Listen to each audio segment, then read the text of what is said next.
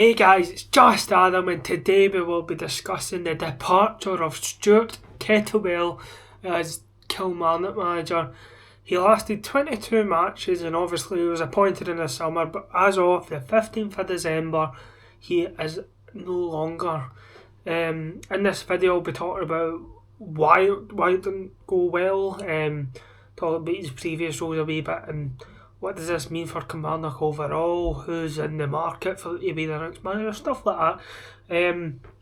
The views have been good recently, guys, but I want to improve viewer retention and just viewers in general. And obviously, I've been telling you about my plan to go to Europe next year, and obviously build up to the World Cup. I want to make as many new fans and build a strong community before that World Cup to possibly even get there myself, so I can document it for you, because it's a once in a lifetime kind of thing.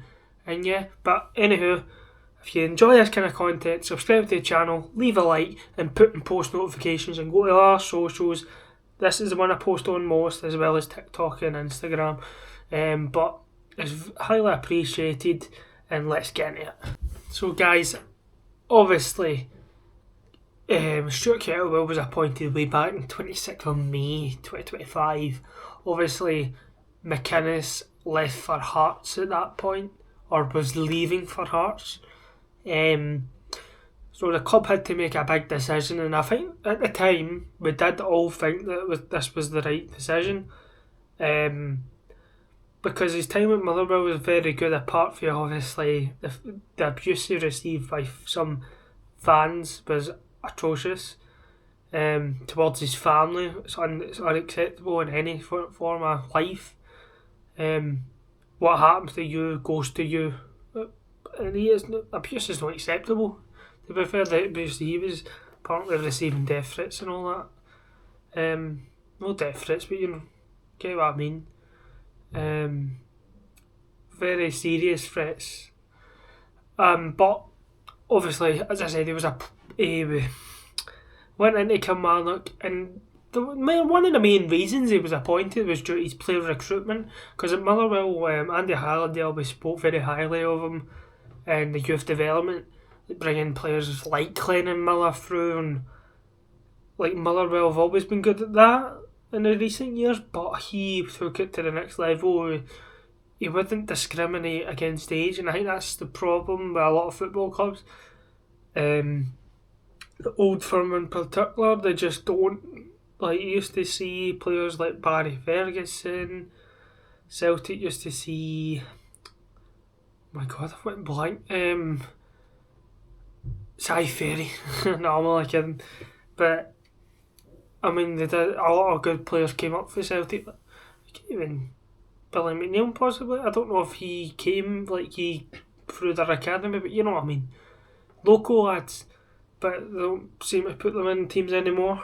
But Kettlewell had 22 matches, and obviously it's dampening on the grand scheme of things, but they were without a win in 10 games, and they won 6, drew 6, lost 10. It's 27% win rate across all competitions.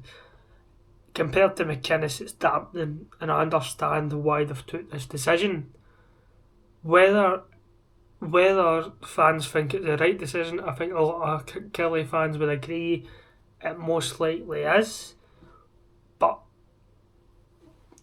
what I seen with Kilmarnock was, it was really bad, but he probably could turn it, if you're hiring a manager due to that, you need to give him time.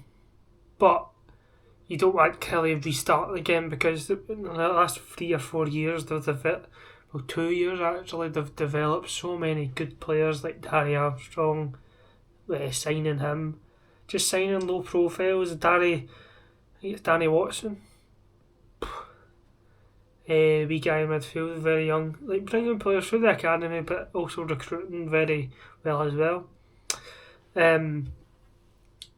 But I'm going to go into who do I think. I know I've kind of briefly went over his spell, obviously, before I actually move, obviously the big losses have come against Old Firm and Motherwell, so as I'm going to have a video about Motherwell, all the teams are doing well this season. Obviously, he got a good result against Hearts, who are doing very well, and Dundee United even bet them as well. So it's just, well, it's been a dampening period, but I think it's been more bad than good. I think that's the best summary I can give in this video. I'll move on to who could possibly be the next manager, and I'll discuss stuff like that. Guys, obviously, because it's quite fresh, we have limited kind of sources of who the next manager will be. Previously, Stephen Naismith was linked to the job, done very well at Hearts, the way he shaped that team. Obviously it crumbled near the end, but we all know that he's a decent coach. He's currently at Scotland as the assistant manager, but I wonder if he would like to be there because before the World Cup to get more experience, because they're going into a hard group, Scotland, so they kind of need to do that.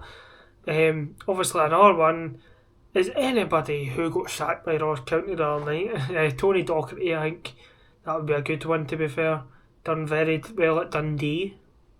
Obviously Dundee have a good vision, but Kilmarnock's owners, they banned McGuinness, and if Tony Docherty, I think the thing with Ross County was there was too many people trying to hold the rod to catch the fish, and they could have just got their own rod, go to different clubs. The rod is a club, you know what I mean? Because it's just there's too many managers in a setup, it just won't work. Too many leaders don't work. But Tony Docherty, very good manager, done the wonders.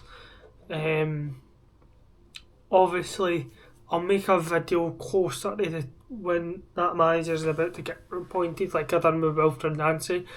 I would love to make a video about it. His absolutely shambolic start, but it's all about Kelly. If you like a pie, go to Kelly. If you like Adam, just subscribe to Just Adam. No, but I hope you enjoyed this video, guys. I don't have the best amount of information because it's quite earlier on, but I want to bring this news to you and obviously go with some stuff. So if you enjoy that kind of content, remember to subscribe, because I'm trying to get to that goal and start making money on this so I can make better videos for you, go around Europe, the world in particular. So thanks for watching, guys, and goodbye.